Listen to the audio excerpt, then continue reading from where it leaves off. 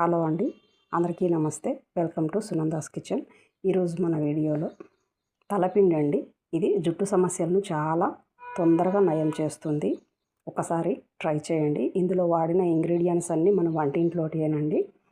మెంతులు, అవిసె గింజలు, పుల్లి గింజలు, రైసు, ఉసిరికలు, ఎండిన ఉసిరికలు, మునగాకు, కరివేపాకు, గోరింటాకు ఇవి మాత్రం తీసుకొని మిక్సీ జారుకు వేసేసుకొని మెత్తగా పౌడర్ లెక్క ఆడించేసుకొని జల్లించేసుకోవాలండి.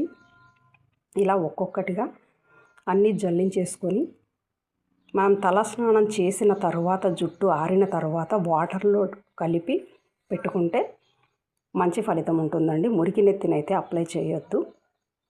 తలస్నానం చేశాక అది ఆరిన తర్వాత మంచిగా పెట్టేసుకుంటే జుట్టు మంచిగా పెరుగుతుంది, నల్లగా కూడా అవుతుందండి.